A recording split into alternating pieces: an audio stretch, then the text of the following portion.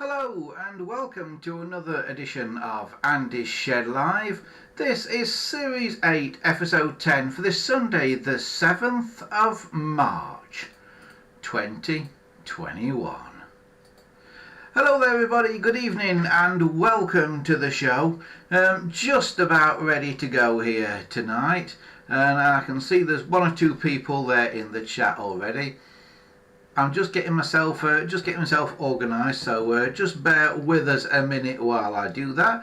And while I get myself organised, I will tell you that, of course, if you want to get in touch with us here at the show, you can, as always, you can go to our website, which is here, andyshed.coldpress.net, and you'll find a contact us form on there.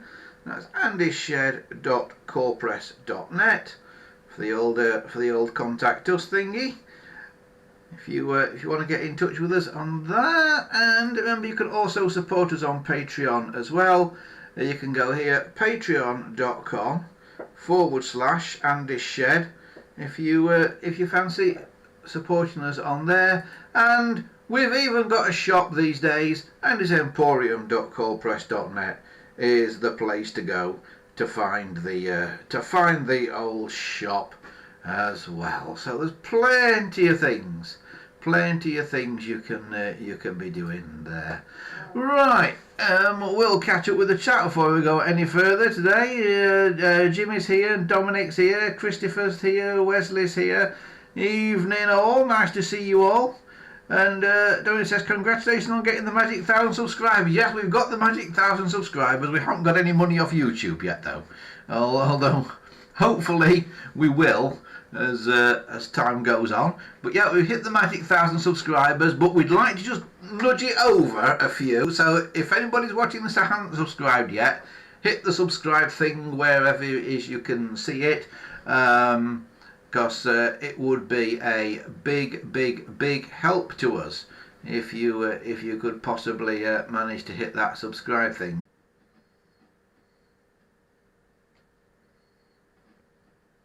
Right, hopefully the stream is now back up again, says he. Hopefully that should be coming back up any moment now. Let's see, has it come back up? Are we back up? Yes, I think we're back up. That wasn't a very good start, was it? It's Sunday night. Yeah, Christopher says it's back. Yeah, brilliant. We're back. Yeah, we're back on now. We've made it back. I think. Fingers crossed it stays up. I've been trying all kinds of technical things and stuff, and it's chaos. We've got a lot to get through tonight as well. Lots of people have been getting in touch this week. Lots of people have been asking questions and stuff. Spig 021 is here. Hi Spig, nice to see you. Remember, if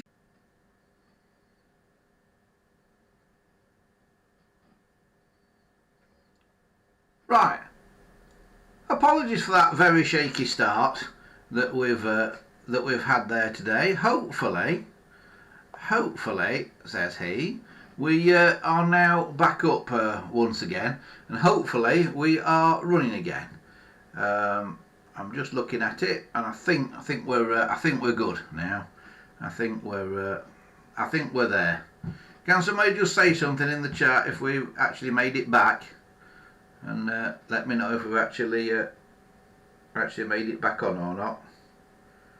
Because I think we're kind of here. Yeah, we're back up, says Wesley. Brilliant, marvellous. We're back up. Yeah, not a very good start today, are we? And that, and this is what you get when you get 1,000 subscribers. Oh God. I'm glad I'm not just starting. Right, as I say, we've got lots to get through today. One of the things that we've got to get through today, you may remember that last week I asked about famous phones. I said, can you let me know if you can find any famous phones in old movies or TV programmes?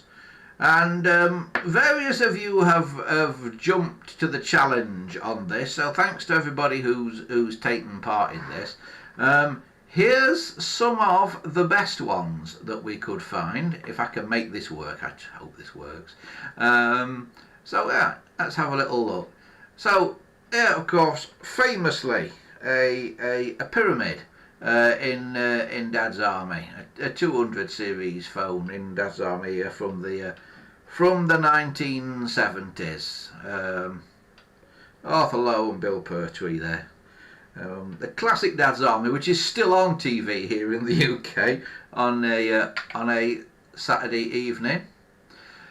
And then we find a trim phone in a 1970s episode of Doctor Who here with Tom Baker as the Doctor. It's just a marvellous... I wonder what that console is that he's sat at. I wonder if that's some redundant BBC equipment that he's sat at there, that whole console. But the trim phone is quite interesting. It's probably what they've called a grey trim phone. Although it does look white, doesn't it? But the grey ones were a very, very light colour in those days. Wesley says on the chat, he says, "Don't tell him, Pike." Stupid boy. So there's Tom Baker as Doctor Who. And there's an earlier Doctor Who. That is William Hartnell, the first Doctor. And can you just see the phone in the corner there? Can you see that? I can't quite work out what it is. It looks like it's a 200, but I can't quite work out what it is in that one. But yeah, the Doctor, he may be able to travel in space and time, but he still needs to make phone calls apparently. And here's another one.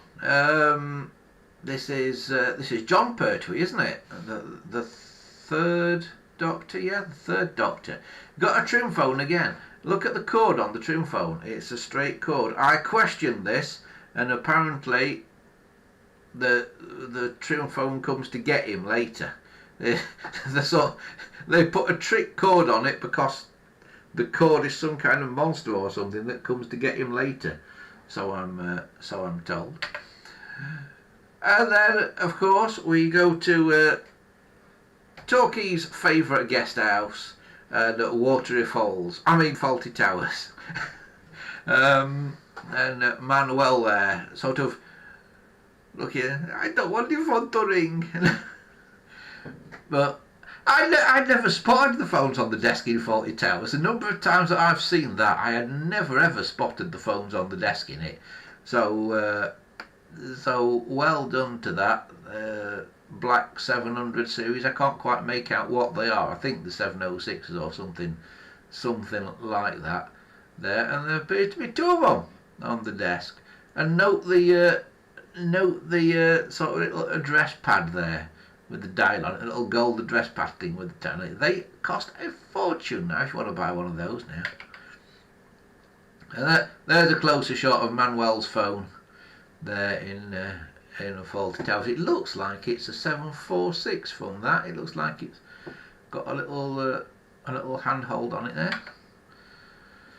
And now we're going back to the 1970s. Who can remember this? Alright, Christopher in Australia sent us this, but who can remember this show? This was really, really popular at the time. They even made a movie of it. And when they finished making it in the UK, they actually went out and made a spin-off series in Australia of the same show. Yes, if you said Love Thy Neighbour, go to the top of the class. This is Love Thy Neighbour. And again, somebody with a 706 there, I believe he's got there. And well, I don't think he quite knows where he lives, because if you look at that really, really closely, you'll see there's no dial label on that phone. It's blank in the middle. Yeah, Wesley, Love Thy Neighbour it was, yeah. and there he is again. And somewhere in amongst, I don't know if these come from different episodes, but in one he's wearing a cardigan, and the next one he's not wearing a cardigan. So I don't know if these came from from different episodes or not. Evening, Fat Hobbit. Fat Hobbit has joined us in the chat. That's Love Thy Neighbour, and then we have a green 746 here, and I believe this is in Micromen. I believe this is one of the many phones that seem to get a guest appearance in Micromen, and I can't quite work out what it says on that dial label. I can't see it big enough here. Let me see if I can make it bigger so I can see that. What does it actually say? Something operator, something. It's got a very non-standard dial label in it, and I can't quite work out what the things in the dial label are. But a very non-standard dial label in that. And here's Alexander Armstrong making a brilliant Sir Clive Sinclair of himself. When I first saw this, I thought it was Sir Clive Sinclair. And another phone. This is a two-tone green, well, sort of green and brown as they actually were, but I think they called them two-tone green trim phone in the show. And there's the famous red trim phone, which I believe Dominic's got one of these that he's doing as a sort of homage to Micromen. And there's the famous red trim phone from the show. And possibly my favourite of the lot, Muppet News. There's a red phone in Muppet News. Now this one we've had to think a bit about this one in Muppet News. Because when you look at this one closely, there's things wrong with it. Have another look. Right. Look at the base of it. Get close to your screen. Look at the base of that phone. The base of the phone is red, not just the body of it. So the whole thing is red, which makes me think it may not be a real phone. It may be some kind of plastic casting or something. Because remember, this set was up in the air. And if that phone had fell off there, you'd probably have killed about half a dozen puppeteers underneath. So, if it was a real one. So, we think that may be a false phone there from Muppet News. Made at Elstree, of course. Made at Boreham Wood in North London, that.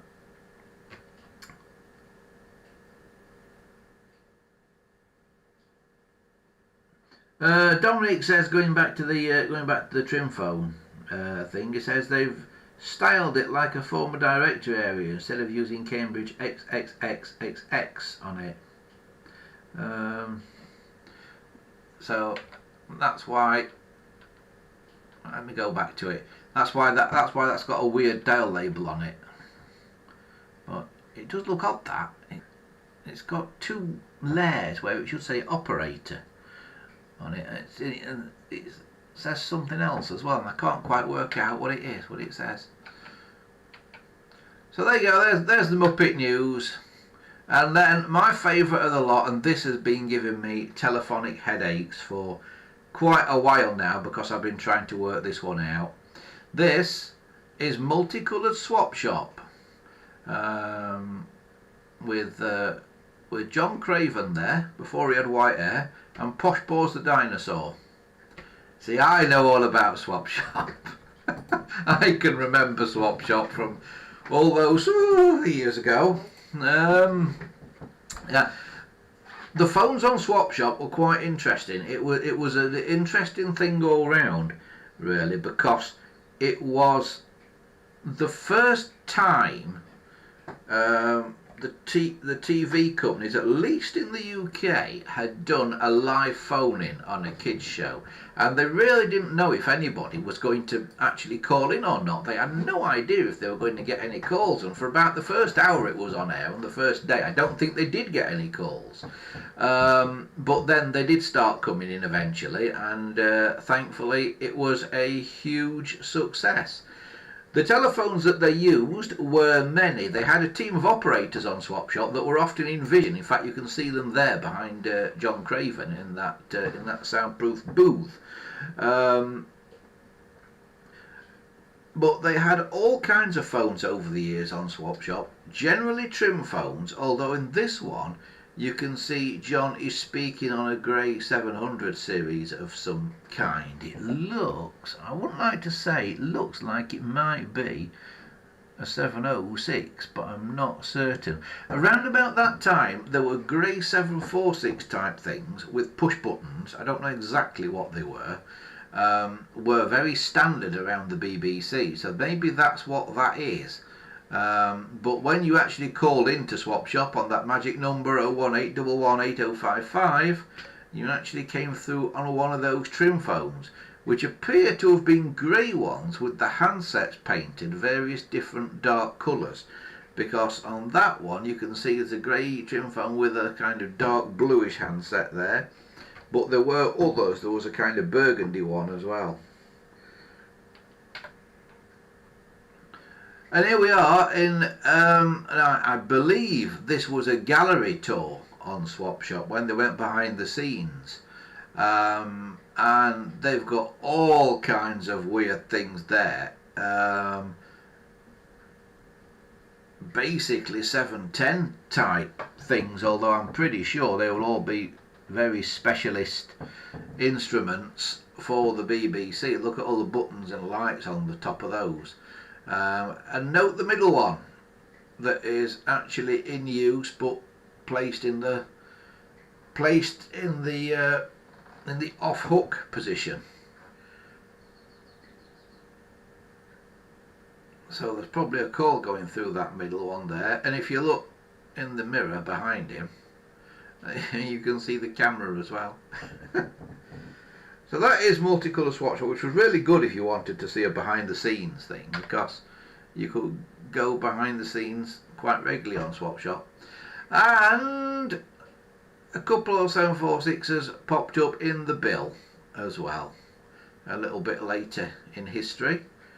But there they are, furnishing an office in the bill. And we're back to Dad's Army again there with the pyramid. And there were others. There were some 300 series in Dad's Army as well. So they are the famous phones that we've found so far. If you know where there's some famous phones in film or television, and there have been some notable omissions from that lot. The golden trim phone from the Golden Shot, nobody's come up with, and also the pink 706 from Emu's All Life Pink Windmill Show. Nobody's come up with that yet either. So see if you can find any of those. The place to go to let us know, andyshed.coldpress.net. Drop us a line on there and I'll send you back the email address. If you fill in the contact us form on there, if you don't know the email address, then I will get back to you with the email. I don't give it out on here, because if I do, I end up with loads and loads of spam. Right, we'll see what everybody's been saying in the chat. Fattleby says, congratulations Andy for reaching the magic 1,000 subs. Woohoo! Yes, reached the magic 1,000 subs. They've not let me monetize anything yet though. We've put the channel into YouTube for review for monetization. So we might actually be able to get pennies out of YouTube again soon. Because I used to get money from YouTube, and then they changed all the rules, so they didn't have to pay people 2 or 3 years ago. Jimmy says, I've joined a Facebook page about GPO phones. There is a Concorde Blue wall phone.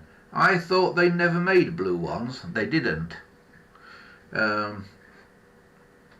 they didn't. That'll be a fake. That will be a new casing made by somebody like Britphone or somebody like that. But that will not be an original case. So that will be something that's been recased. Christopher says, did you get my email of the Loco phone I sent? I did, Christopher. I'll see if I can get it up in a moment or two. And Dominic says, speaking of pyramid phones, did you see the Dial 10 fitted to my 232? Yeah, Dominic's fitted a Dial 10 to his 232. And I'm hoping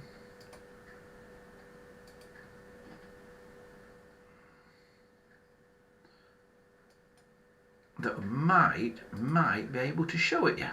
Just bear with me a second.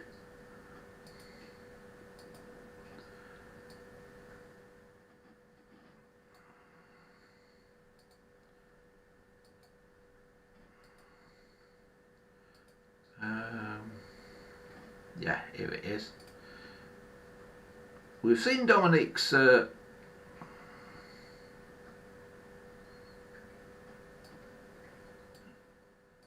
Dominic's 232 before, of course, but here it is again. And it's now fitted with a Dial 10, which some of them had originally. I don't know if any of them had 12s originally, but certainly you can have a 10 on a 232, and it looks rather good, that was. The way to tell the difference between a 10 and a 12 quickly is the finger stop. It's kind of fatter. It's kind of more chubby, the finger stop. It's a more chunky thing on a Dial 10 than it is on a Dial 12. There's another view of it. Oh, well, what have I done? Made it huge, but there you can see the chunky finger stop on that. Cool. It's a very, very cool phone, that. I like that one. Right, I've got one of those to a store as well at the moment, so that'll be on in a few weeks' time as well. You'll be able to see the restoration of that in a few weeks from now. Right, let us see now if I can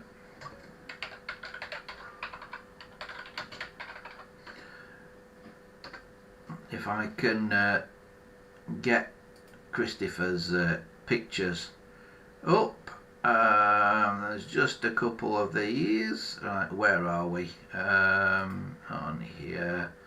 There we are.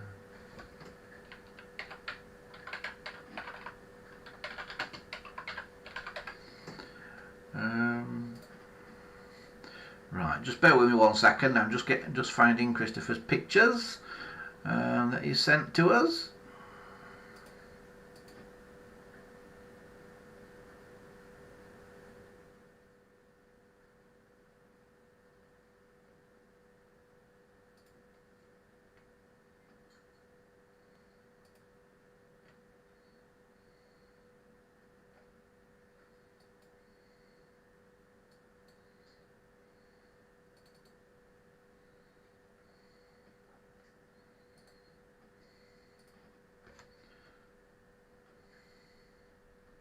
Right, I've got one of those and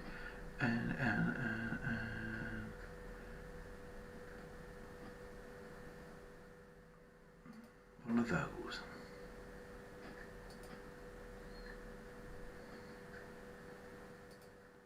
I believe.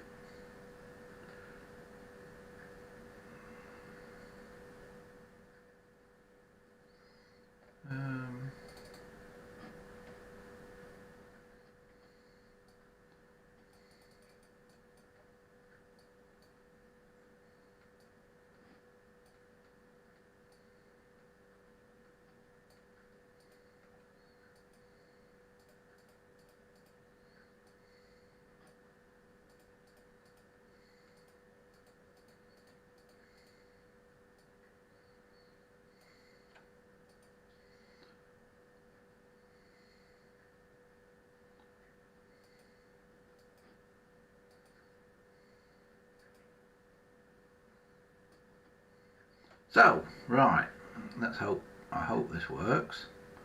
But right, let's see if I can show you Christopher on the train, and there you go. Right, I think it's working. Yeah, it's working. So yeah, this is our very own Christopher 2000. Got Christopher 2000 on YouTube as well. If you're interested in trains and that, go and check out his YouTube channel. And there he is, the man himself, stood on the loco there at the bottom of there. Are these trains in a museum, Christopher? Is this? It looks like it's in a museum, that train. But at the top there, you'll see the train has got a phone in it. Now, quite how a phone works in a train on a locomotive, I'm not entirely sure. I'm guessing it's too old to be radio phones. So it's not a radio phone, is it, Christopher? Maybe you can tell us. But it's fascinating that I do know of some trains that did carry telephones, and what they used to do, there would be a telephone line, basically one wire alongside the track, and I think the earthly return used to go through the track. And if the train broke down or something, they used to get off and put a clip onto the track, and also put a clip onto this wire that ran alongside the track that kind of just penetrated the wire, a bit like a Chrome connector that we use here in the UK on phone lines. And then wherever they'd stopped, they could basically make the circuit and install a phone across the wire and the track, or maybe two wires. Maybe sometimes they had a two-wire system to do it, and call for help, sort of thing, if they broke down. But that seems to be in the cab. It seems to be fitted in the cab. So I'm not sure how that worked at all. I've got absolutely no idea. So interesting stuff. That is very interesting stuff. But yeah, brilliant. So Christopher's been out and about on the old trains there this week, it would seem. So excellent. Thanks for sending the pictures, everybody. And we're always looking for photos. Remember, send them to us. If you've got the email address, you can email them straight to us. If not, drop me a message, andyshed.coldpress.net, and I'll tell you where to send your photos and stuff from there. Brill. Okie dokie.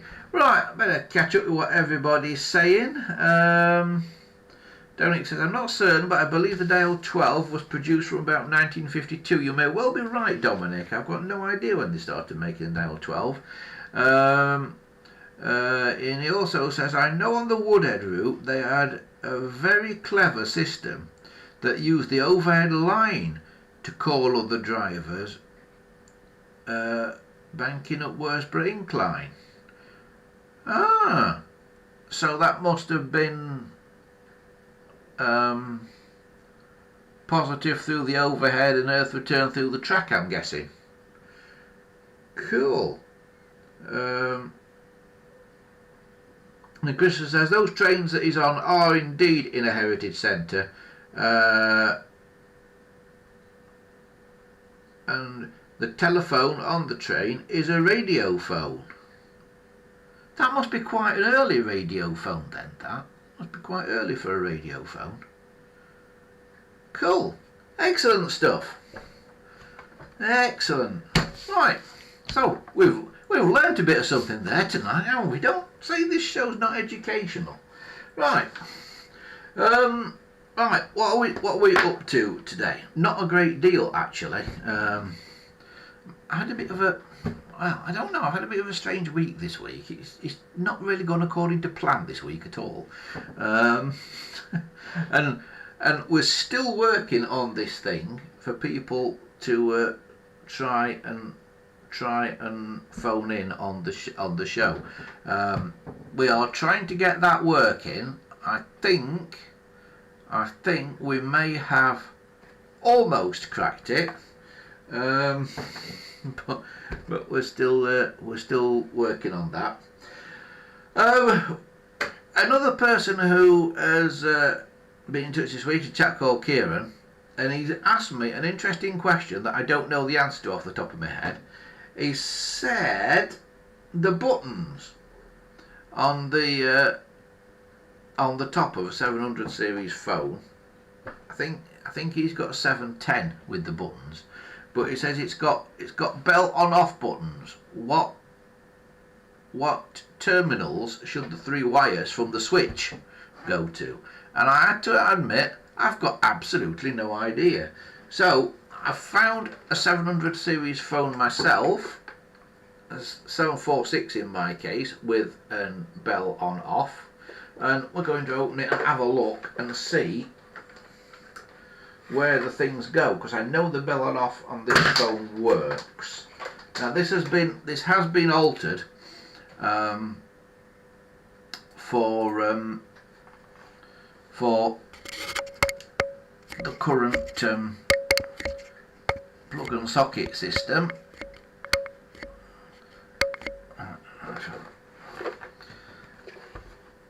So we'll get this one. It's a bit dusty, this phone. Is it big?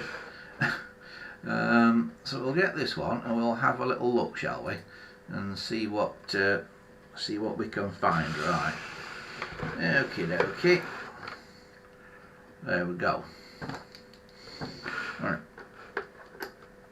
So I'm hoping I can get it off without having to take all the finger wheel and that apart.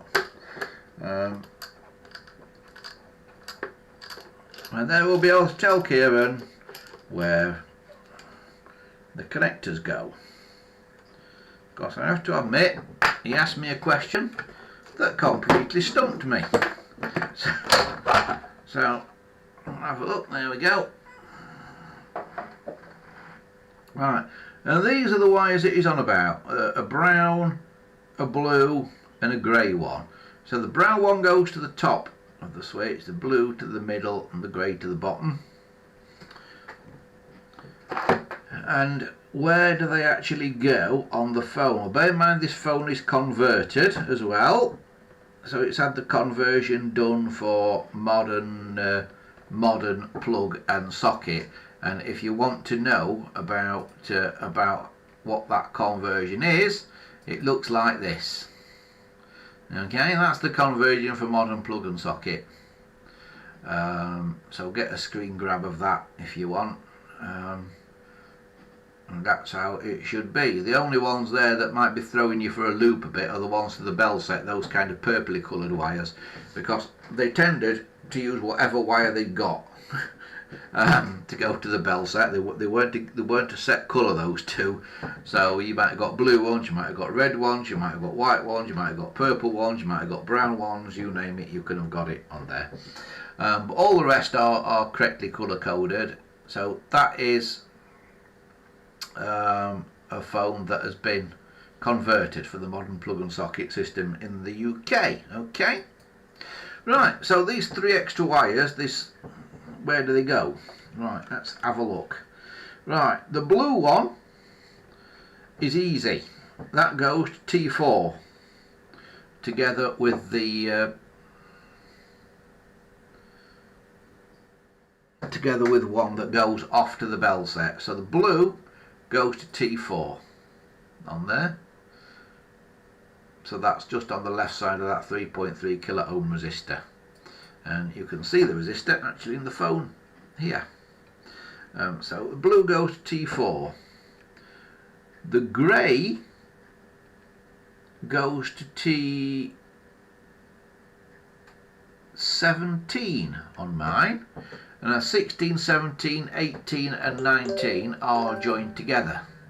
So grey goes to 17 on mine, although it's not on that picture of course, because that's a converted phone but without the bell on off switch.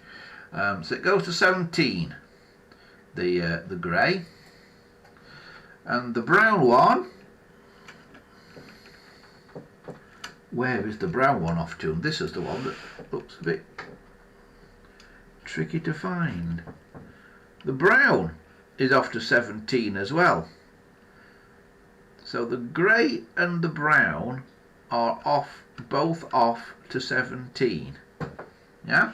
So they both go to 17 and the blue goes to T4. So grey and the brown to 17, well they could go to 16, 17, 18 or 19 because they're all joined together. So basically 17 for the brown and the grey, and for the blue that one goes to T4, and then when you press the button for the bells, the latching switch, that basically shorts them out when you turn them off. So that's how it works. So I hope that's sorted that one out there for you, Kieran. I hope that's made a bit of sense. So yeah, so grey and brown to T17, blue to T4, and that should work for you. If it doesn't, get back in touch and let me know, and we'll have another look at it. But that should be the same on all 700 series phones, basically, pretty much, because they're pretty much all the standard 700 series phones anyway. Are wired the same way. Forget about the compact phone in that, 'cause they are a bit different. But all the others are wired the same way. Right, we'll put the lid back on this then, shall we? Now this is where it gets a bit tricky because these don't always go on easily. Right, let's put them on at the front first. Get it under that front edge. And then, of course, I've moved all the wires and the wires are now sticking out. So,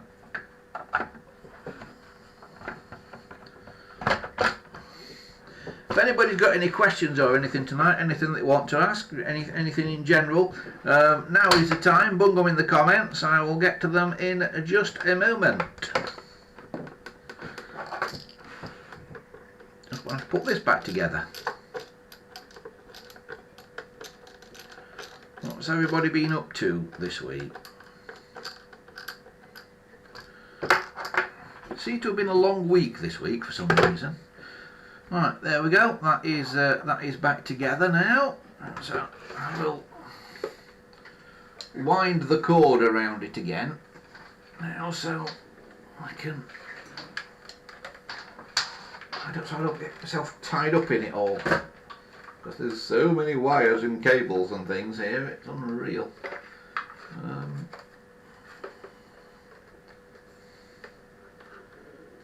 Cool, right, I'll put that over there. Right. Christopher says, did GPO fit dial 10 to 332 phones? Good question. If the dial 12 came out in the early 50s, then they must have done to the early ones. Yeah.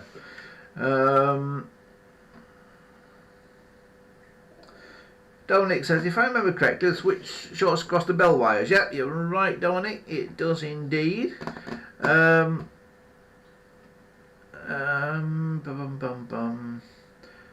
Wesley says, I bought a Yeoman today. Never had one in this fetching shade. Yeah, they're an interesting colour. They're actually quite rare, Yeomans. A Yeoman is a brown GPO 746 basically. Actually, all Yeomans are 8 746s because they were 746s that were reworked at the GPO sort of refurbishing plant, and they fitted new brown cases to them and brown handsets and brown curly cords, and they also fitted to them a light grey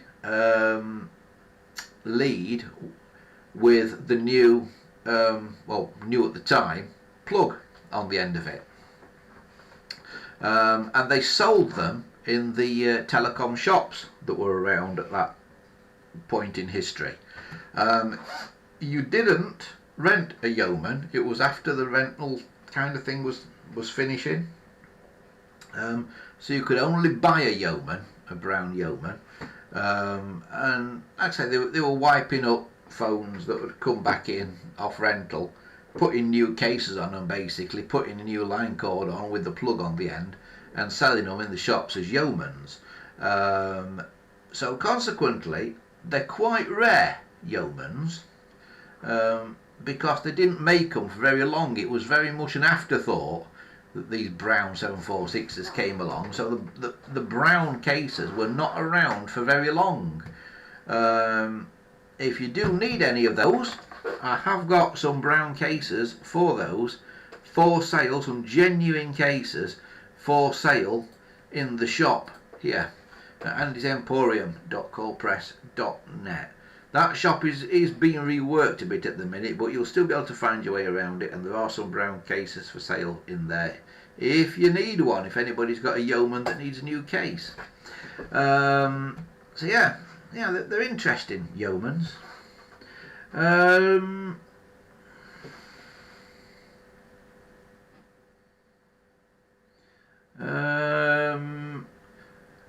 Well, as it says, he's been putting a fence up today.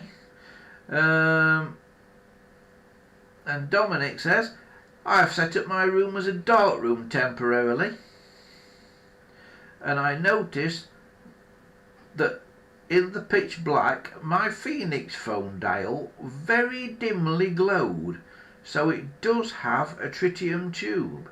So there is a bit of life in the old tritium still, is there? That's brilliant. I wouldn't have expected there to be by now.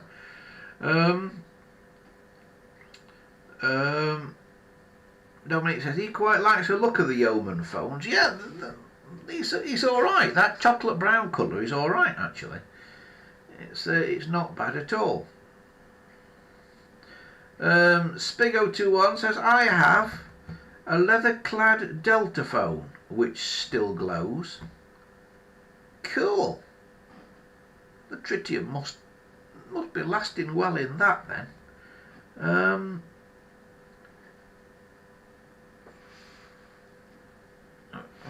Just going through all the comments and stuff.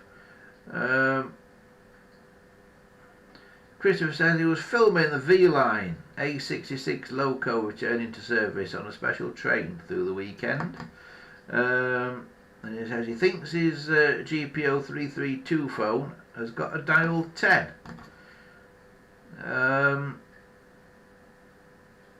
It may possibly have, if it's an early one. I think we've established. In fact, Hobbit says, Wesley, where did you get the Yeoman from?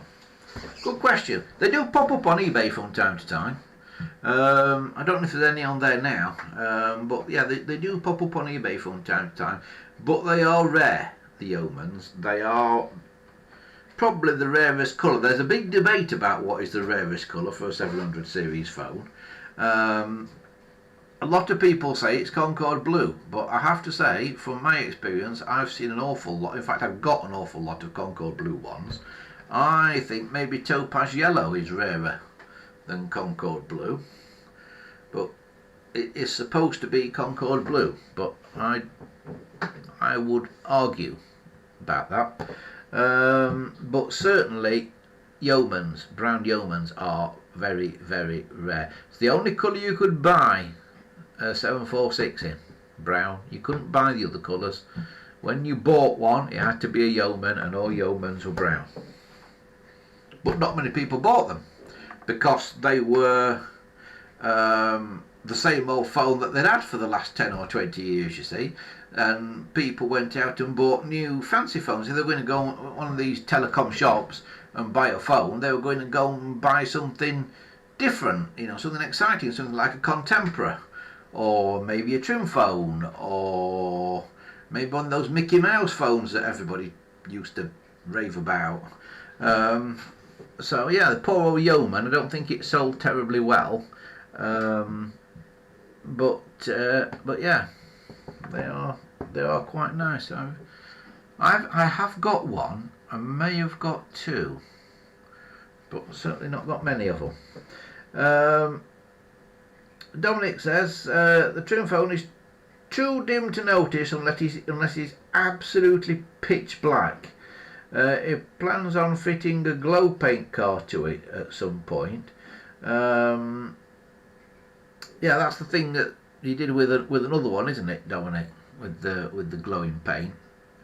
Basically, he got a piece of card, painted it with this light gathering paint you can get, and put it in underneath the dial, and it makes it glow. When it's been in the light and then it's suddenly in the dark, it glows for quite a while apparently.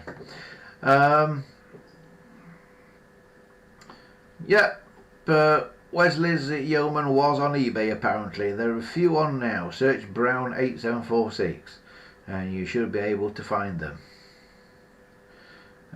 So Fat Hobbit's going to go and have a look. Yeah, let me know if you manage to find them. Yeah, they're quite good. What I don't understand about the GPO is why they always did.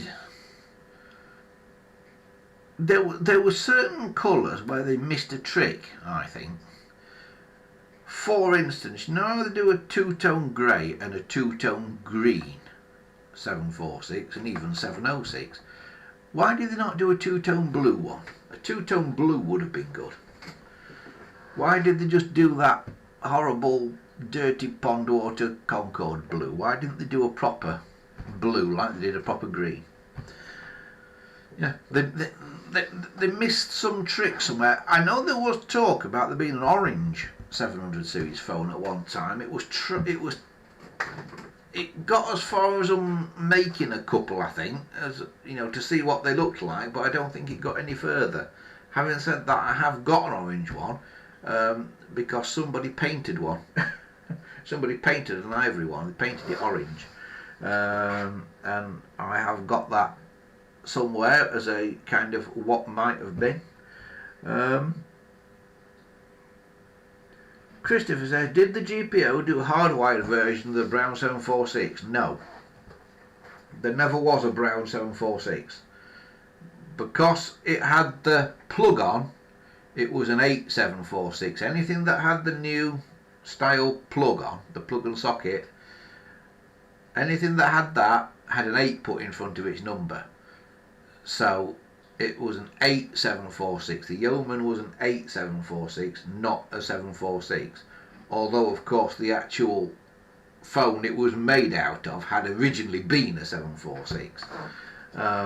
But no, they didn't do it. They didn't do the brown case for ordinary 746s that were hardwired in and were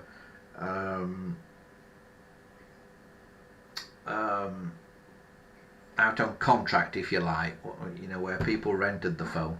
They didn't do that. As far as I know, the Brown Yeomans were only sold through what were at the time the telecom shops and later became the BT shops. And Wesley agrees that as well.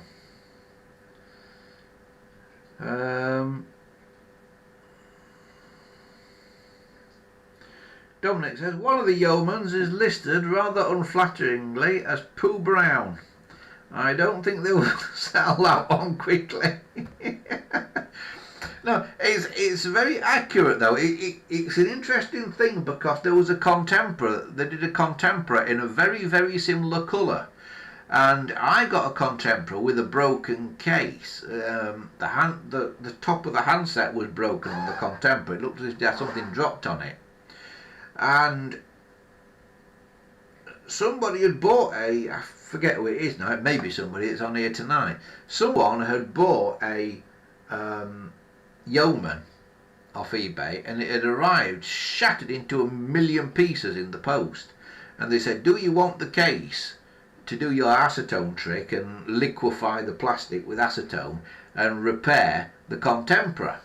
So I said, yes please. So he sent me all the bits, literally worth thousands of bits, and I liquefied some of it and repaired the contemporary with it. And you know something, it's a very, very, very slightly different shade of brown, Wouldn't you have thought they could have used the same colour for those two? But the brown Contempra and the brown Yeoman 8746 are very, very, very slightly different shade of brown. It's so slight, you put them side by side, you can't tell the difference. You actually have to like paint a bit of the plastic from one onto the other to be able to see it. It's very slight, but they are very slightly different. Spig says brown was big in the 80s. It was, but not as big as it was in the 70s. And in the 70s they didn't have a brown one. You see, this is where I don't understand the GPO's thinking in colours, because I kind of lived through the 70s. I was a kid in the 1970s, and I remember 70s, the colour of the 70s being brown and orange basically, and the GPO didn't do phones in either of those colours at that time. It wasn't until the sort of mid-1980s when people were moving on and everything was sort of going sort of grey and pink in the 1980s, and then they started doing brown phones. It was very strange.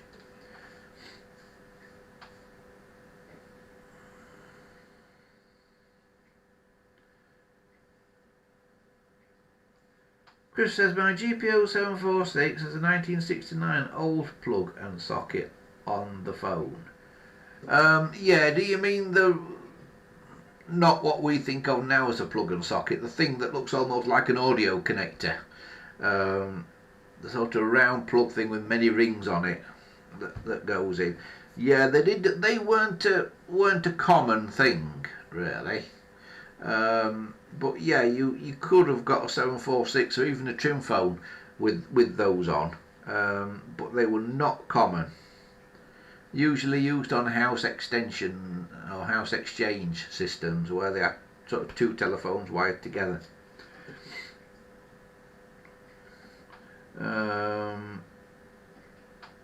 But as Wesley correctly says, the 8 meant the high impedance ringer, because when they went to plug and socket, you had to have these 4,000 ohm bell coils, because otherwise the phone just used too much juice, that if you had more than one phone plugged in, they didn't all ring, because the line couldn't supply enough current.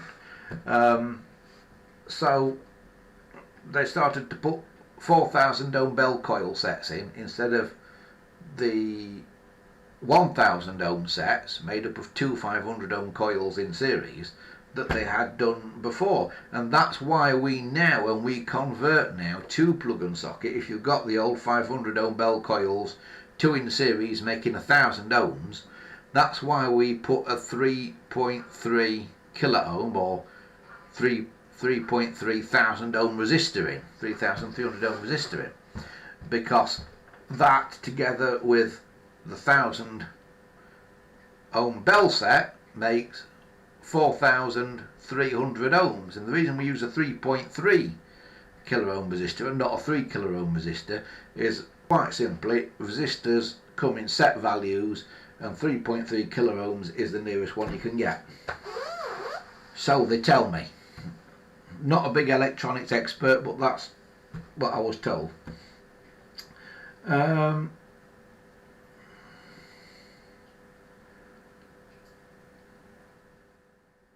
Spig says, what do you reckon to this? There is a Concord Blue 8746 on eBay right now.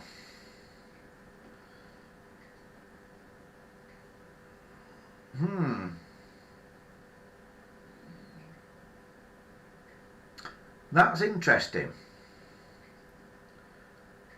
because there were 8746s, I believe, some 874s. You see, you have to remember, at the time that the Yeoman came out into the GPO shops as the Yeoman, they were still installing what were basically 746s into people's property who were having a phone line put in for the first time. And what they were doing, they installed the modern sockets like we still have today in the UK, but then they had to install an 8746 phone, not a 746, because like I say, they needed these high impedance ringers. And so they did make 8746s in other colours, but they didn't sell them, as far as I know, through the BT shop. Now, somebody please correct me if I'm wrong on this. As far as I know, the telecom shop only sold brown 8746s as the Yeoman, but 8746s were produced in other colours that went out at the very end of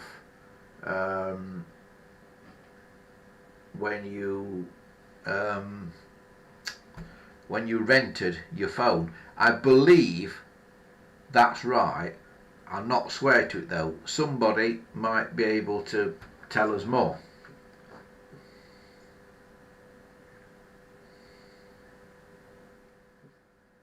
Christopher says, did GPO call 746 8746 when they had the old plug and socket in 1969? No, it was just called 746 then. The 8746 came along with the new plug and socket and the high impedance ringers, i.e. two 2000 ohm bell coils in series. That's when it became an 8746, and they appeared in the 1980s, early 80s. Spig says this 8746 looks original with a cracked plastic base. States 8746G on the base. Yeah, it could be. It could be. The problem that you have these days now is though that so much in the world of telephones and in the world of GPO telephones in particular is interchangeable. If you really want to, you can fit a dial 10 into a trim phone if you really want to. It'll go in. So with everything being so interchangeable, you have a hell of a time now trying to work out what was original and what somebody's done. And you can look at something and go, well, that looks as if it's not been touched for years and years and years, because it's covered in cobwebs and dead spiders and that. But that can happen in 20 years, and some of these phones are 40 or 50 years old. So even because it looks old and original, it still might have had something done to it when that phone was 20 years old or 25 years old. When it came out of service, it still may have been messed with then. So it's very difficult now to tell what truly was original. And I've certainly made mistakes over time on that. And there's no way of really knowing for sure. There's certain things we're pretty certain on, but there's no real way of knowing for an absolute certainty that something is entirely right. So it's very difficult.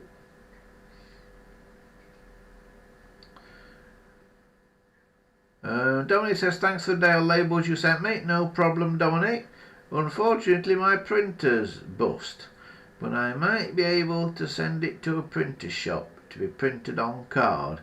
Yeah, that's a good idea. Yeah, get them to print it on card. I only print them on paper. I've got some somewhere.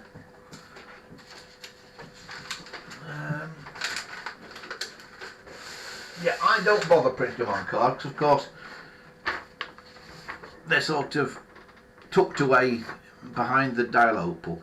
But that's how when I print them out. You see, I've used one out the corner of this sheet, and when I used to sell phones to the antique centre, I used to always put one of these blank ones in when I'd restored a phone. Because it just finished it off nicely, you know, it made the dial look complete, sort of thing.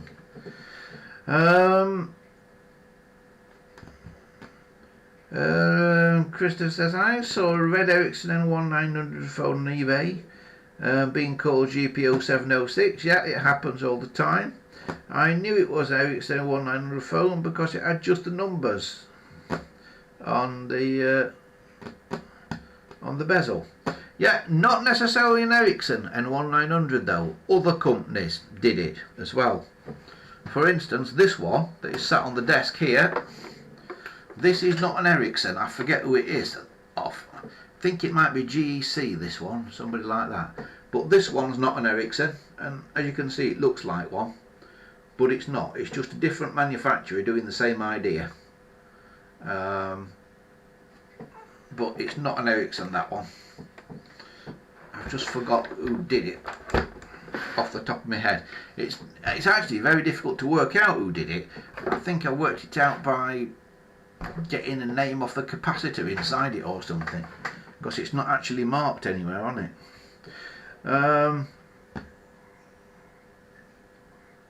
Wesley says the new plug and sockets are early 80s and you still had to rent the primary instrument until 1986. Right, that's cleared that up then. So 8746s were available for rental before Statesman and Viscount etc. became the norm. Excellent, thanks Wesley, that's cleared that up.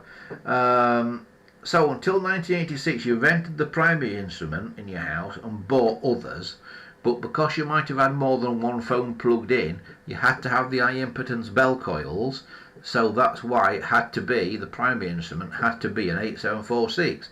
So they probably produced 8746s in all the colours that were available, but I don't think you could rent a brown one. I think brown ones were only for sale in the shops, and they probably did them brown to make them unique so people would buy them. Fat Hobbit says, do I miss running the antique centre? I didn't run it. I just had a stand in it. I didn't actually run it. There was, confusingly, it was run by another chap called Andy. But yeah, I mean, we sold a few phones and things and that in there. The problem with it is, and this is a problem with all antique centres in general, to be able to afford the rent in an antique centre, you have to move a lot of stuff. You know, you have to sell a lot of stuff. And when I was just doing telephones, you didn't move enough. You maybe sold one or two a month, and that was nowhere near enough to cover the rent when you considered that you'd have to buy the phones, do the phones up and that. So it wasn't 100% profit, not by any means. So it wasn't really worth doing. In my mind,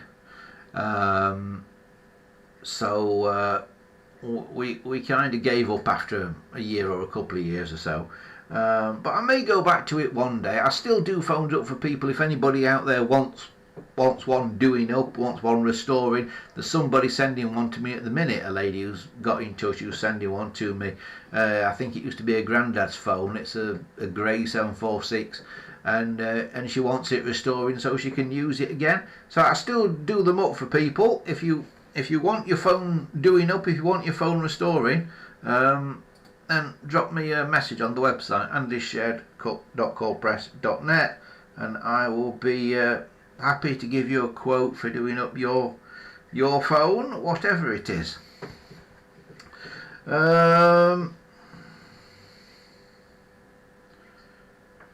I was at home, was disconnected in the early 70s when we were going to be put on a party line and reconnected in 83. At this point it was plug and socket with an Ivory 8746. So it was plug and socket in 83. Yeah, I think that's about the time that we went plug and socket here as well. Hopefully the online store will do well, says Dominic. Is Pippa well? Dominic, I've got some very bad news for you, I'm afraid, matey. Pippa passed away a couple of weeks ago.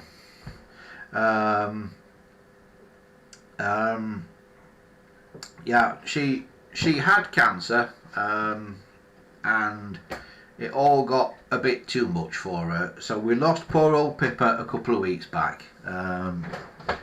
So she's no longer with us, I'm afraid. Although I'm sure a ghost is padding around here looking for food still.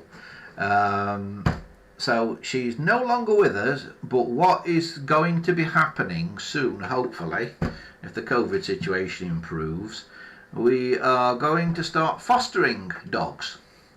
So there will be the patter of paws back on the live show in a few weeks' time, hopefully. So we are looking for dogs to foster. Been in touch with the animal rescue centres, who strangely don't seem very interested in doing anything. Are the animal rescue centres empty? Has lockdown made everybody go out and get a dog? So the rescue centres are empty? Because that is the impression that I get. I don't know if it's right or not. Thanks, Wesley. Thanks for that. Thanks, Dominic. Yeah, it was very sad, but she'd had a good run. She'd been with us since she was 4. Been with me basically since she was 4. Because she was a rescue dog, and she got up to about 13, which is about the average for that sort of size and type of dog and that. But the last few months, the cancer got her, and she got lots of lumps and things on her and that.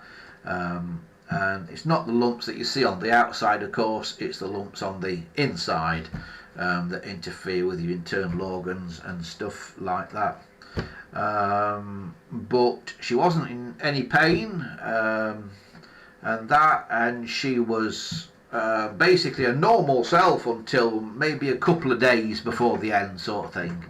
So we did everything that we could, and yeah, hopefully there'll be another dog around here soon. Strangely, now this is really, really weird. I have a friend called April who is a veterinary nurse in America, and this last week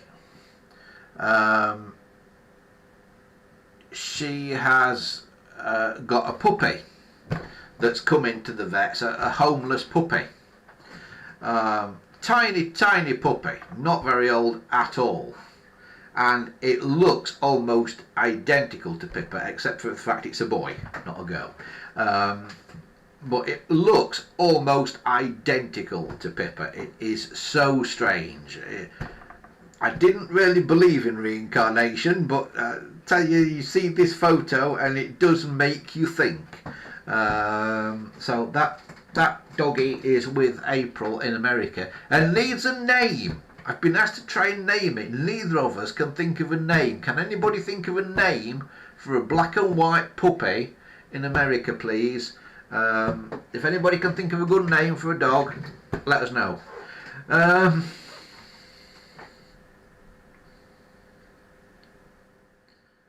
Right, crikey, the chat's moving apace today.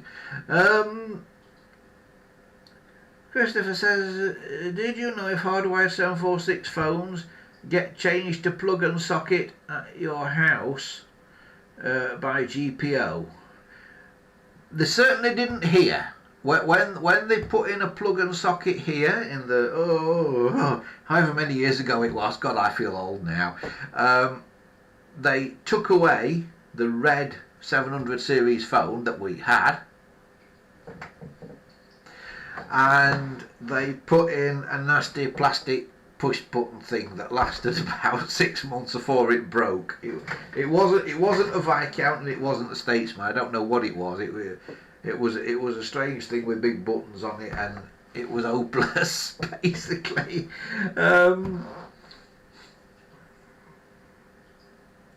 Michael T says, sorry to hear about Pippa. I have a cat myself called Misty Cat who's nearly 19. Wow. Now this is the thing.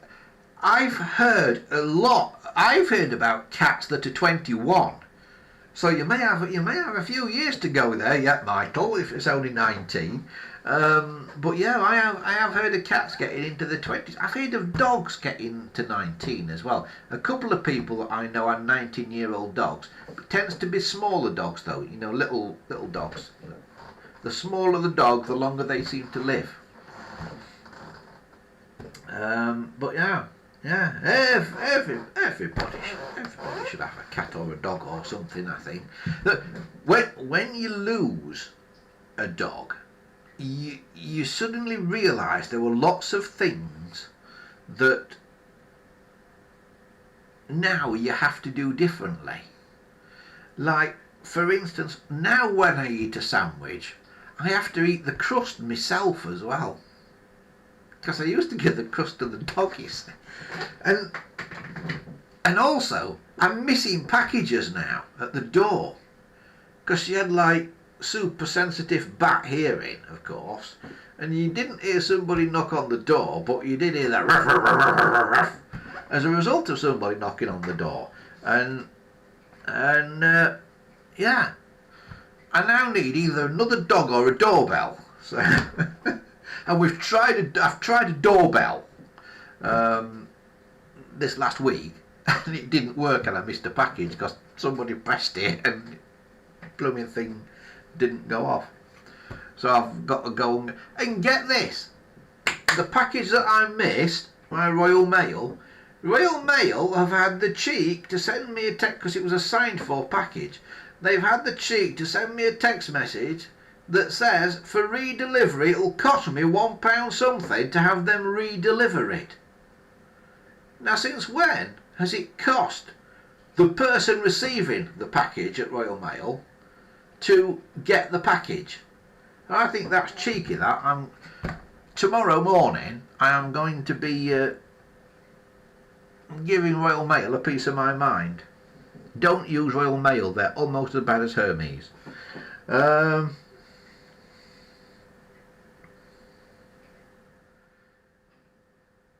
Dominic says, I remember when our Lucky acting as the doorbell. Yeah, they do, don't they? The dogs act as the doorbell. Yeah.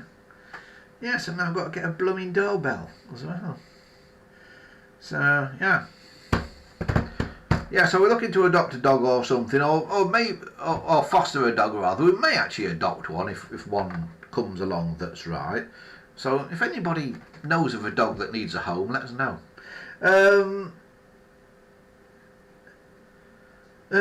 Christopher says, I know Australia PMG changed the 400 series phone to plug and socket at your house when plug and socket came out in Australia in 1967. So they changed the phone to plug and socket at your house. To be fair, the GPO could have done that. All they'd have to do was fit a different line cord. They could have done that, but for some reason they didn't seem to. At least they didn't do that here. I don't know if they did do that in certain places, but they certainly didn't do it here. Cool. Right. I've got up to date with it all. That's good, isn't it? Yeah. Not much has been happening on the phone front here this week. It's been a little bit quiet this week because I've been out doing other things and stuff. I'm still working on this.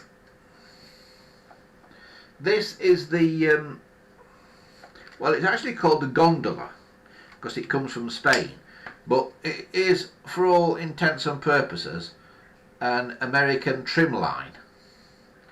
And the dial is an absolute and total swine to set up. It's a real pig of a thing, the dial on this to set up. It's really not easy.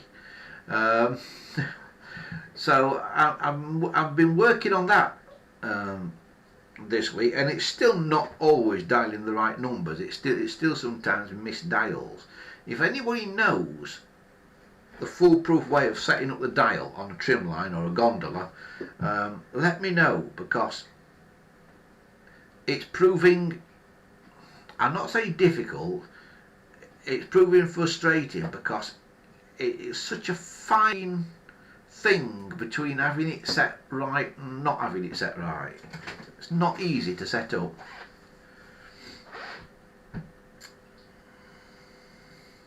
Wesley says about, did they fit new style plug-and sockets in the UK to phones already in the house when they swapped over? Wesley says he thinks no as well. It would have been a replacement telephone. Yeah, that's certainly what they did here, Wesley. They replaced quite a nice telephone with a rubbish one.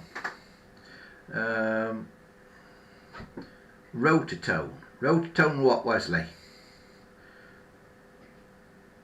I get a bit mixed up with what people are saying in the chat and what I'm saying sometimes, because there's like this 20-second delay between me saying it and it actually going out on YouTube and then somebody replying in the chat. Yeah, I try not to use rotatones in anything because I don't like them. I think they're a bit rubbish.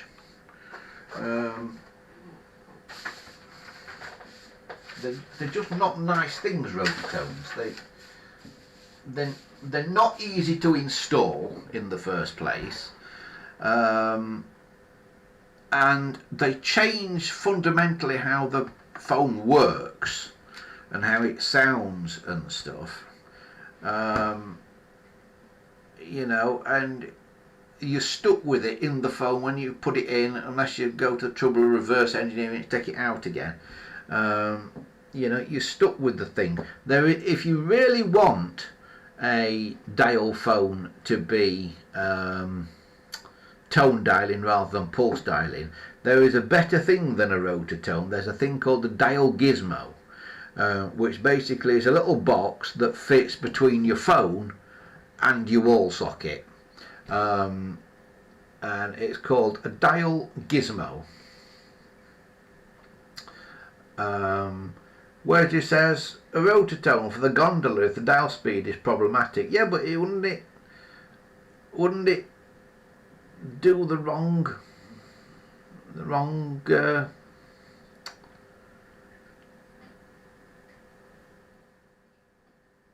wouldn't it count the wrong number of pulses?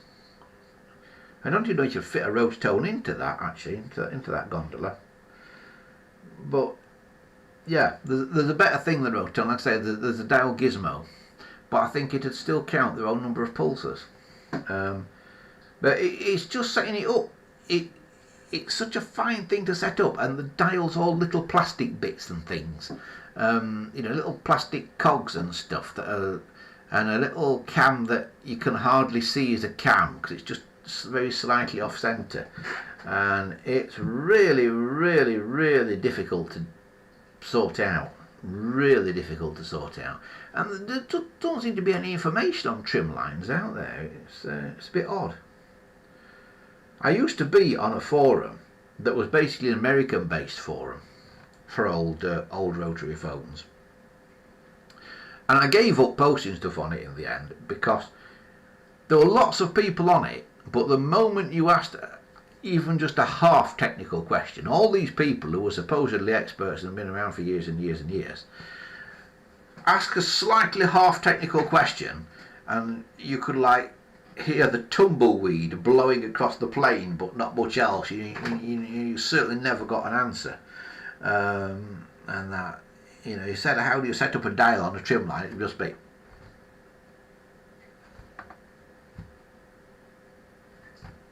so so I gave up on that forum.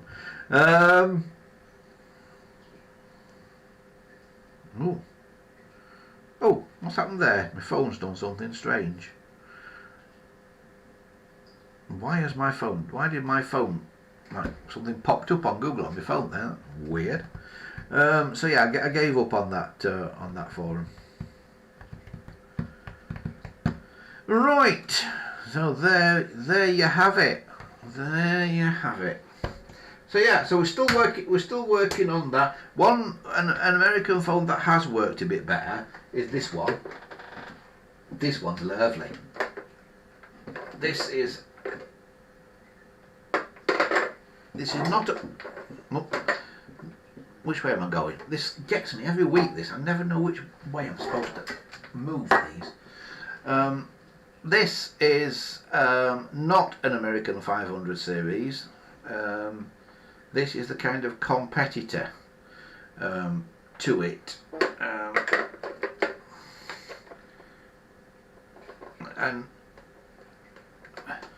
And this took a bit of working out how to get this wired for the British system, so the bells worked and that, and how to get this to 1 ren and all kinds of things, and set the bells up and that. But we've managed it. The main problem we had, these are supposedly 1 ren anyway, but the problem that I had is here in the UK we put the ring capacitor in the socket, and of course the ring capacitor is in the phone here, and I found it didn't ring very loud. So what I basically had to do is bypass the capacitor in the phone because the ring capacitor is in the socket. So it took a bit of doing this, and there was nothing anywhere on the internet to tell you how to wire one of these. So we managed to do it. I don't really know what you call these. They're made by Automatic Electric in America, but I don't really know what you call them. Some people call them Stromberg Carlson, because Stromberg Carlson is a company that made them. And I don't know if Stromberg Carlson were taken over by Automatic Electric, because some people called these Stromberg Carlson phones, but this does definitely say Automatic Electric on it. So I'm guessing Automatic Electric took over Stromberg Carlson. But these are the things that America had when they didn't have 500s. You know, that sort of other companies that were not Bell used those rather than the 500s. But it's going quite well, that one. Dominic says, do the US phones use a slipping cam mechanism on their dials? I think it depends on what the phone is, Dominic, because they have lots of different phones. They have 500s, they have those, Stromberg Carlsons, they have Ericafons in America, they have Contemporaries in America. So it very much depends on what the phone is as to whether they use a slipping cam dial or not. I think the 500, off the top of my head, I think the 500 does. The Contemporary doesn't. So yeah, it depends on the phone, I think. They're nowhere near as standardised as we were over here, because America basically had things like Ericafons and Contemporaries in the 1960s, and we had to wait until the 1980s to get them, when you could start to buy your phones in the 80s over here. So we were kind of 20 years behind the curve with a lot of these models of phones. I mean, you know, these new things that came out over here had been around for 20 odd years in America, as indeed had tone dialing. America had tone dialing in the 60s. Christopher says, when I was getting my 746 phone delivered by DHL, they said to me that I never answered the door when they came, but they never rang my intercom phone. Yeah, you know, I wonder sometimes if these parcel delivery people actually do try and deliver all the parcels, or if they just take so many back and go, I can't be arsed, and just don't even try and deliver half the load.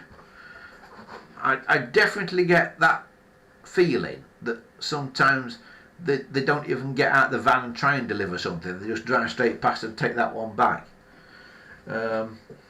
That's my suspicion, shall we say, because yeah, it seems odd. It does. And but I mean, they have to deliver so many parcels. They easily get like 60, 70, 80, 90 parcels to deliver on one round. And when you imagine going to like 90 different people's houses and that, and it's people you don't know, so you've got to find the houses and that. It's a hell of a day's work, that is. I wouldn't do that job for all the tea in China. The noble Australian postman, ring the intercom phone when he comes. Yeah, I think it depends on exactly who you get as well. I mean, we complain a lot about Hermes, but we did have, for a time, we had one guy that did delivery for Hermes who was really, really good. But I think it depends on the individual that you get, because a lot of these courier companies and that are when it gets out to delivery, they are self-employed people, delivering with their own van or their own car and stuff. So it very much depends on whether you get a good one or a bad one, I think. And both are out there. KMM 2913 is here. I was running late. Have I missed the 746 switch answer? Yes, you have, Kieran. Yeah. Wind it back. What did we say? We said the blue wire goes to T4, and the other two wires, you should have a brown wire and a grey wire. They go to the last block of terminals that should, if you're working on the modern plug and socket system, all be joined together. T16, T17, T18 and T19. They should all be joined together. So grey and brown goes to that block of T16, T17, T18, T19. So put them on one of them. It don't matter which, because they're all joined together. But the blue one, put that onto T4, and then when you press the button, the on-off button, it should then short out the bell so the bell doesn't work. I hope that...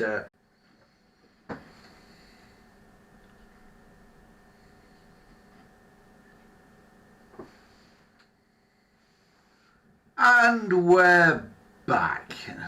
Lots of glitching on YouTube and that tonight. It's not doing so well tonight, but made it back. What I was saying there to Kieran just before it all went pear-shaped was to wire the on-off switch for the bells onto a 700 series phone, because he missed it earlier.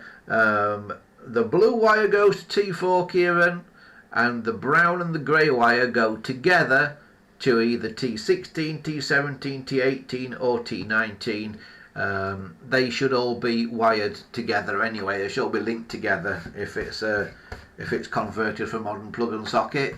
But bung it onto those two wires, and then when you press the button to turn the bells off, what it actually does is it shorts them out.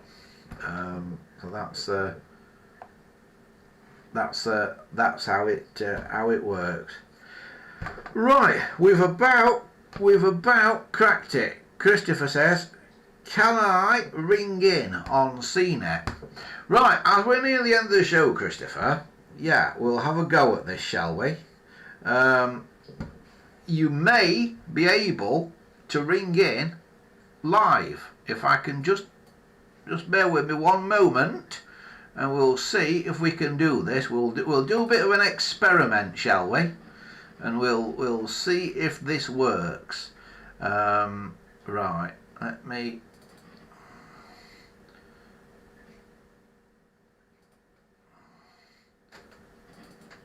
see if this is going to work. If this works, I'll be amazed. Right.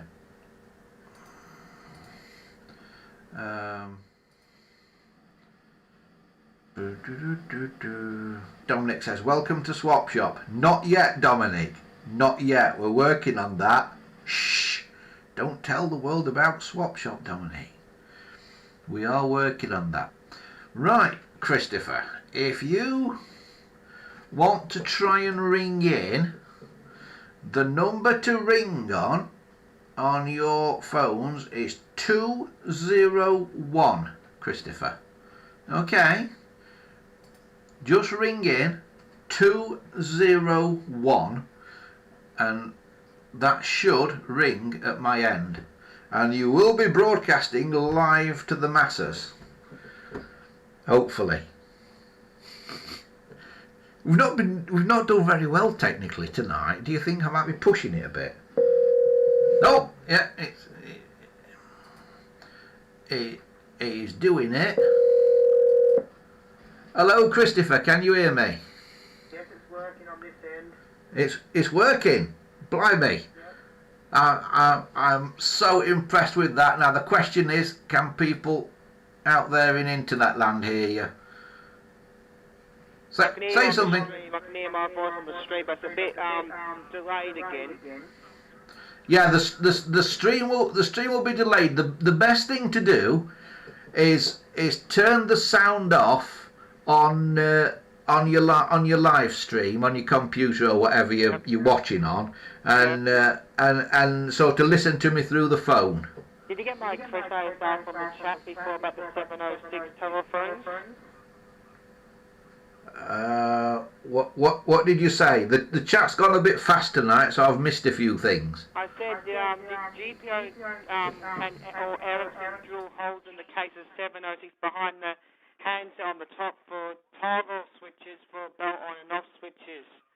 Because my 706 has that hole on top of my toggle switch, which had on, I took it off. It didn't look right. Right. I only sort of got half of that. It's not coming through very clear. But on and off switches, yeah? Yep, but not with a hole drilled at the top of the case, behind the handset, behind the underneath the carry handle. Behind the carrying handle? Yeah, on the 706 case. That doesn't sound like it's a proper GPO thing. That sounds like something somebody's added later. I'm pretty sure because I got the phone in Australia, because I got this GPO 706 here in Australia. I believe it was done by the Telecom Australia or PMG, I'm pretty sure. It doesn't look GPO-ish to me.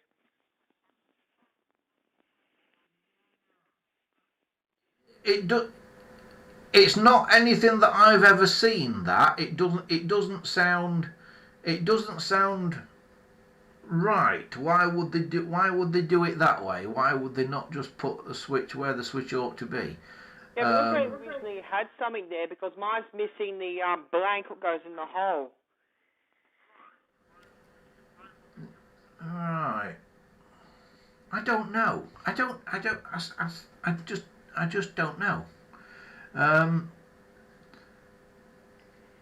Lucky enough, I got the handset working on my Ericsson. What about hear me talking now? But the microphone was buzzing like bloody crazy the other couple of days. Yeah, it's the microphone that you're on is what are you actually talking to me on now? What on my what's this Ericsson called? The N170B. Right, it's an Ericsson one, is it? Yeah. Is the microphone a one with the little carbon granules in it? Hang on, I'll have a look on the back of the mic quickly.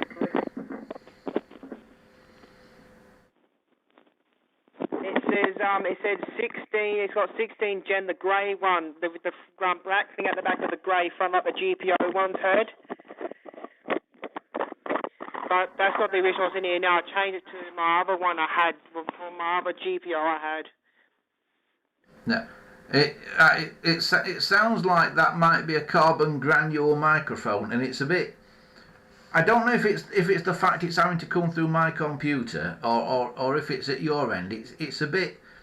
It sounds a bit like you're talking through a sock or something like that. Yeah. But if it's carbon granules, what you might do is take it out and bang it on the table, Because what? I'll just go and see what my other mic said. I got it over in there on the other table in the phone, so I was figuring out and come back on the phone quickly. Yeah. Okie dokie. See how the other one gets on. He's gone, I think. Thank you. I've got the original one here. What does it say on the thing? It says 4050 E16W64-2 on it on the back. Right. That means nothing to me, but it might mean something to somebody. Is Wesley still here? Wesley might know. But it's similar to the GPO one, but it's stamped 64. Right. That's the only thing I know about the Ericsson. This Ericsson, how old it is. That's the only thing I know about. I don't know where it originally came from, where it was originally used. Yeah, I don't know. I found an interesting thing the other day on the website where they show all the Ericsson numbers. They actually got a thing that shows all the different dial labels on there, Ericsson dial, all different ones. So I found what the original Ericsson dial labels are when the phone came out of the factory. Yeah, the dial label thing. The only thing that I've discovered, because you asked me about these dial labels last week, didn't you? And I said I'd go away and try and work it out. The only thing that I've discovered about the dial labels is if they were supplied to, generally over here at least, most N1900s and things went to a company called Telephone Rentals. Yeah. Which was basically a private supplier of rental telephone equipment to like big companies, office blocks and places like that, and they seem to have had their own dial labels put in them, possibly by Ericsson about the mic and the Ericsson. When I removed the mic from the Ericsson, was making the buzzing sound, the staticky sound. When I put it into my my homemade CB radio handset with the GPO handset, when I put it in there, it doesn't buzz once. Yeah, it might be some interference somewhere in the thing that it's attached to. Yeah, but it looks like a GPO one to me, because it's got the stamp, it's got saying GP on there, but it doesn't say an O next to the P on the side of the microphone. So are you saying you think the microphone's not a GPO? No, I think the microphone was usually in this Ericsson when I got actually as a GPO microphone. It had GP, but it didn't have an O next to the P on the underside of the mic. Right. Okay, though. I don't know. You see, you couldn't have got anything. There's so many variations on things. I was saying this to somebody earlier on today. There's so many variations of stuff, and it all basically fits together. That you have no way of knowing if you've got all genuine parts, if you've got some pattern parts that somebody's made later, or if you've got something that somebody's bodged up, or and with microphones and that, people take the microphones apart and put. I'm also got a question. And do you know when the GPO issued out the electronic microphones into the 746s? Yeah. Because I got a 1971 or whatever it was on this one I've got in here, and my lab's next to the Ericsson, the 1975 model, what's rebranded 1979, has the 1985 branded electronic transmitters. I'm not sure if that's the original one or not, but it's still got all the original line code on it, so I don't know if that one is the original mic or not, but it's all electronic mic inside the handset. What date did you say again? 1984 on the transmitter, and the phone was made in 1975. I don't think they had electronic microphones in 1975, so that will be a replacement one probably. Because the mic stamp's 1985, and it's still got the original line cord attached. I'm not sure if the phone was kept in service with hardwire right through till they removed the phone or not. it through the 80s, because it's got a stamp, the microphone stamped 85, and the phone's got original hardwired line cord attached to it on this Red 7 voices I've got. Possibly. Hardwired phones. I'm wanting to say some people may still have got them. Certainly into the 90s, some people still had hardwired phones. It basically depended if an engineer had been out to that phone. They didn't change things until they absolutely had to change them. So if a phone were working totally okay and an engineer had never been out to it, it lasted way past the mid-1980s hardwired. Yeah, but the funny thing is, it's got the speaker stamped 1980 inside the phone as well.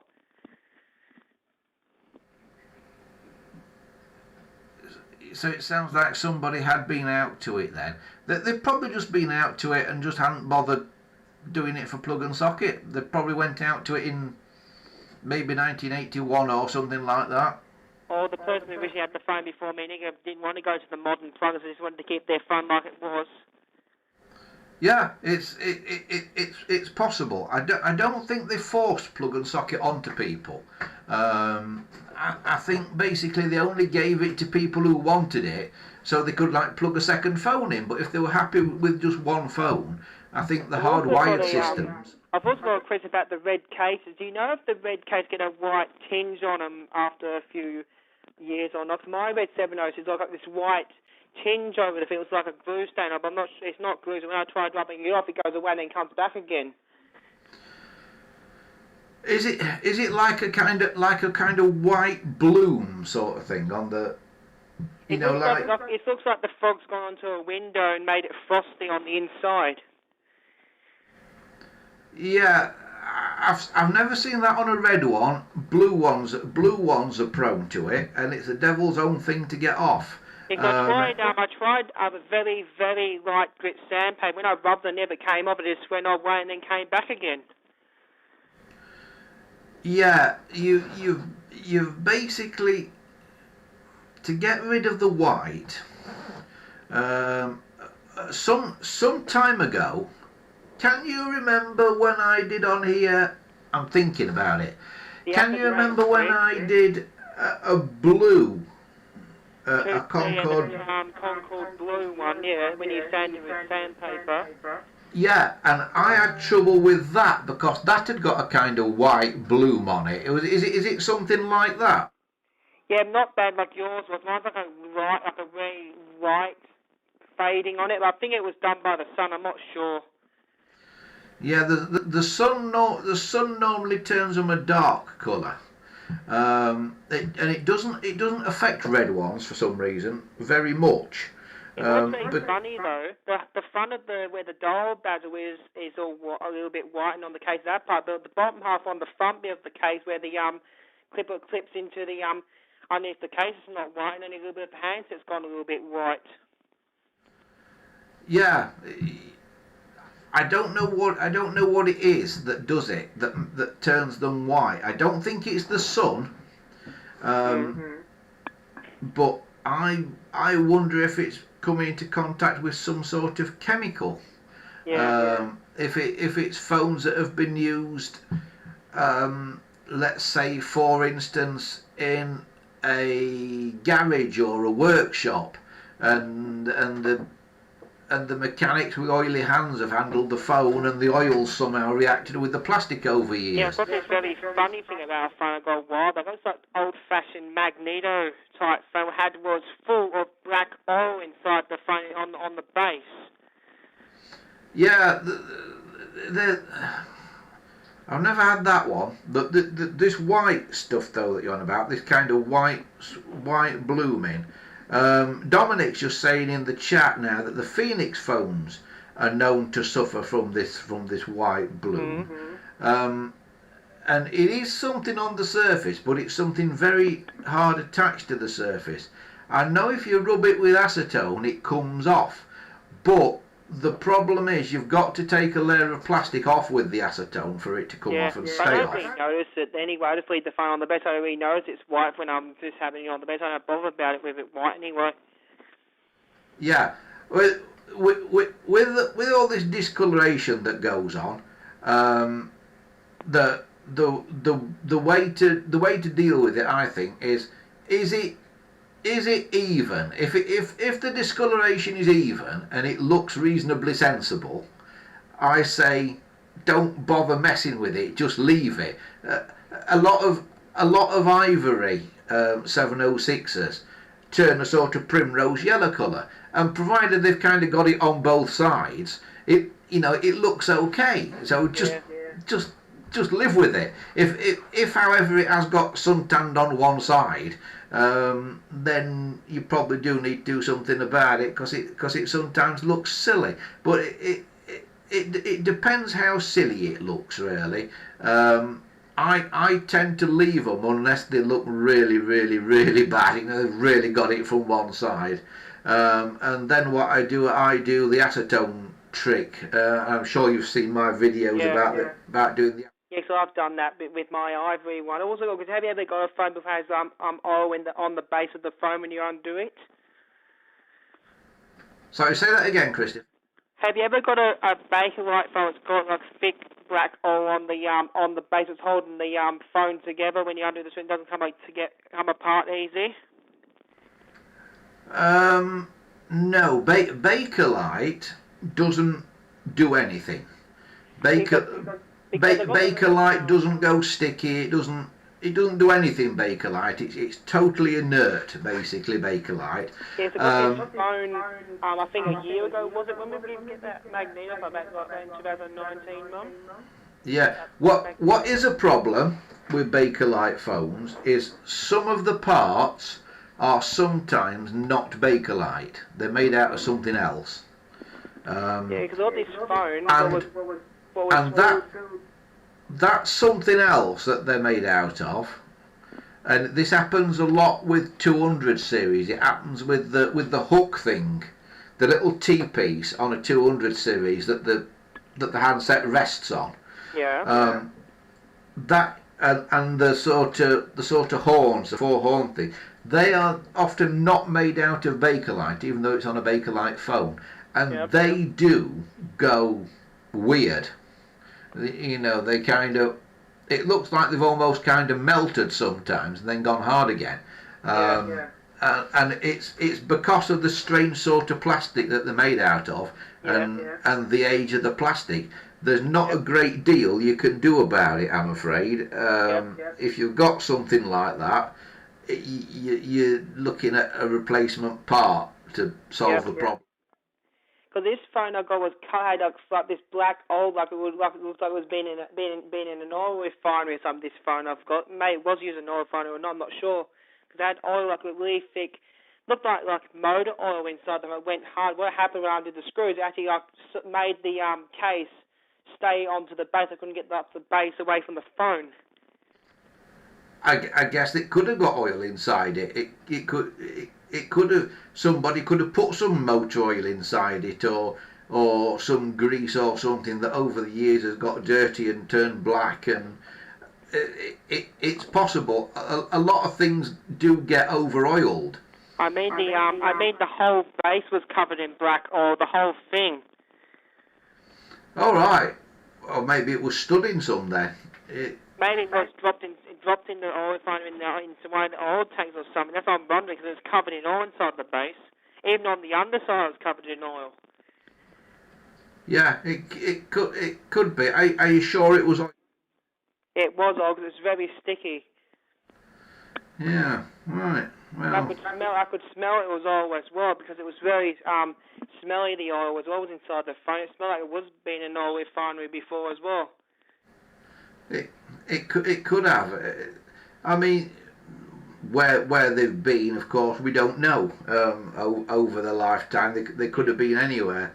Because as I got that phone in Geelong, I reckon it might have come from the oil thing, because Geelong has an oil refinery or petrol refinery in Geelong as well. Yeah, it could have. And the good thing about this phone, because I'm friends with the store, and the store and let me have that phone for free in the antique store. Yeah. Right. Hang on a minute. Right. Right. We're going to have to go in a second, Christopher, because I Yep. think. Oh no! I thought it froze up again then for a minute. Because Yep. we're pushing towards 8 o'clock. Yep. Again, and I think if Mitel's still here, I think Mitel wants to get a quick chat in if he's Yep. still here. Yep. But yeah, it sounds like you've got plenty to keep you busy. Yep. And thanks for the photos as well this week as well. And Yeah. it, See it the look, photos I sent you, the ones of me standing on the I think it was blue and yellow locos, not just the green one. yeah, there were a couple of blue and yellow. Yeah. Because those shows Yeah. at museum are not this store. They actually run them down special trains sometime as well. What's it called? The museum. It's called Seymour Vale Heritage. It is. There's also one that's called Seymour Victoria. It has special trains as well. And one called 707 operates and has special trains as well.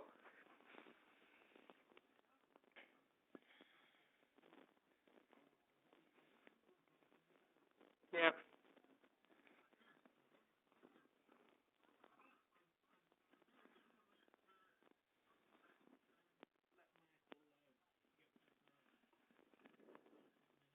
Yep. Yep. See you, Andy. Cheers, Christopher. See you soon. See ya. Bye. That was Christopher 2000 there, live from Australia, who said technology doesn't work, eh? Brilliant stuff. Right, I'm just closing that. If you're still around, Michael, and you want to try this via Zoiper, now is the moment to try it. You need to dial 201, Michael, if you want to try it. You've got about 5 minutes or so before we have to go off and call it a day. Before we all turn back into pumpkins here. These live streams are getting longer and longer every week at the minute, and we've hardly done anything as well this week. Oh, I had got something to say and I've forgotten what it was. I know what it was. While we're waiting to see if Michael's still here or not. If you're still here, oh, here he is. He is here. Right, let me see if I can make this work. Hello, Mike. Hello, Andy. Michael calling from Bristol. Hello, Michael. Can we have the votes of the Bristol jury, please? Nil point, deux points. That sounds about right for a British Eurovision vote. How are you finding seeing it? Yeah, I'm doing very well. That call from Christopher just now, it did improve quite dramatically a little while later into the call. Yeah, I'm messing about with the settings and I'm putting sliders up and down and things as I'm speaking. This is not the ideal way of doing it, but it's a kind of down and dirty shortcut way of doing it. Maybe install a discreet little microphone in one of your rotary phones and then plug it into the socket. Yeah, that way. What I've tried doing today, and it was a complete failure. I tried connecting basically a cable, just an audio cable, across the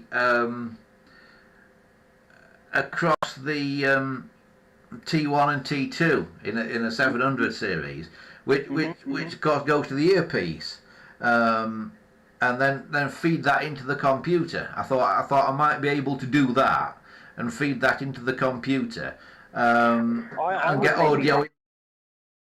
Yeah, no, I would maybe suggest just installing a discrete microphone into the mouthpiece and just inserting that into the microphone port on the PC. Yeah, well, that Just basically, I tried to go into the microphone port on the PC with this. I just basically jumped across yeah, across the speaker element yeah, into the PC. But it had got an awful lot of interference and background hum and things on it. Right. Now it may have been the cables that I was doing it with that were a bit dodgy and that. So it may warrant a bit more looking at in the future. But I was trying to do it quickly today, and I got sound out of it, but it didn't work terribly well. So I'm now Well, it doing it sounds like- electronically. Well, it sounds like you're almost there, really. I mean, this is great. You're almost there. It's fantastic. Yeah. The sound quality on here is better than the call with Christopher. I think the problem with Christopher is that he was actually on an old phone, and of course the sound quality isn't as good on an old phone with these carbon microphones and things. You know they are old. They were. He was awakening it up as we were speaking. This old phone that he was speaking on. Yeah. But the sound quality on yours is much better. But you're going through Zoiper. I'm going through Zoiper at the moment. I do have VoIP here, but it is currently connected to Zipgate. But I can easily change it onto the CNET network if I go into settings, which I have done. Yeah. How are you finding the things on CNET? Have you had a good dial round and tried all the different numbers? My favourite one at the moment is the dialer disc, but they only seem to play one song. Push a little button and you hear. Well, that's because it's not actually dialer disc. You see, it is. No, I know. It is just a recording of one song, and unless whoever put it up changes the song, then you're stuck with the same song all the time. But I like that song, so I'm not that worried. But there are some quite good ones on there. You have to go through the list and find them all, because there's all sorts of stuff on there. But I'm glad to hear it's working okay, and it took a bit of doing getting it going in the first place. It's cool. Yeah, and from Bristol, we're having trouble. The budget is overrunning at the Colston Hall. All right. We have to call it the Bristol Beacon now. Oh, what? I know. It was Colston Hall last time I was there. And our council house is now City Hall. What are they doing to Bristol? Something's happening wrong in Bristol. Yeah. Bristol needs sorting out, I think. But I did hear quite a funny story about Bristol and Colston Hall and that. When they had this sort of mini riot thing a few months ago or whatever, when they toppled Mr. Colston's statue. The statue then went to a museum. And they found an ancient copy of, like, what was it? It wasn't Private Eye, but it was some such satirical magazine stuffed inside the statue from about 150 years ago. Yeah, it was. I'm not quite sure exactly what it is, but I saw the image, an old publication. I'd love to look through it. Yeah, it's just absolutely brilliant. That I thought, great story. But I like Colston Hall. I've been to a couple of gigs at Colston Hall. And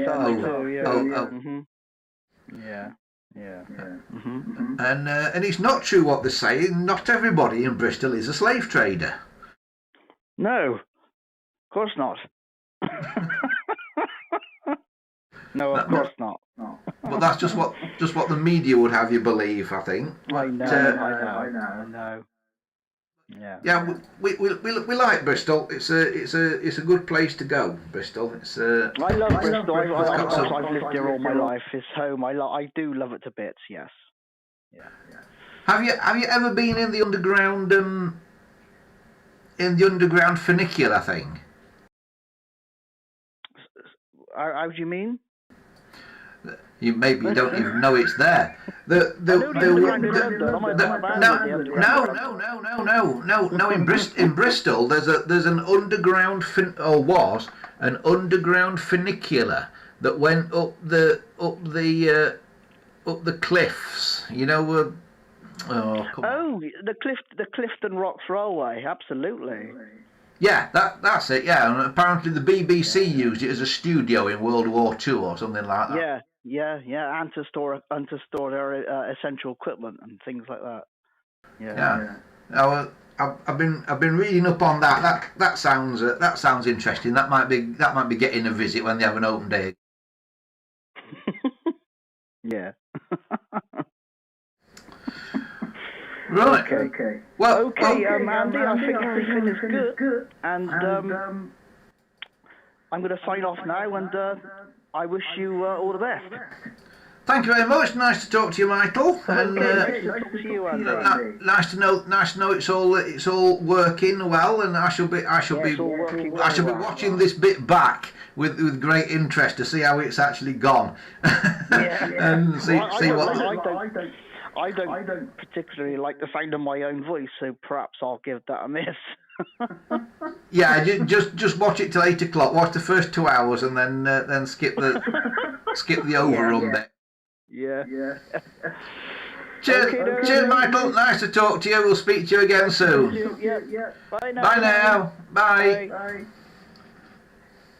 And that was Michael T there, live from Bristol. So that's two phone-ins we've done. Who was saying about Swap Shop earlier? Dominic's gone on his way. Bye, Dominic. Chris says he'll send me a picture later of the phone that's full of oil. Yeah, brilliant. Yeah, send me a photo of that. I'd quite like to see that. Yeah. Christopher says he put a wireless microphone on the 746. Yeah, I'm still trying to work out how to do it, Christopher. There's all kinds of audio issues it would see with doing that. I thought that something like that would work. Well, I've been trying all sorts of different things today, and it's not worked terribly well. Right, that is, I'm afraid, as far as we go. We have absolutely run out of time. It's got to like 11 minutes past 8. Thanks to everybody for taking part in the show today.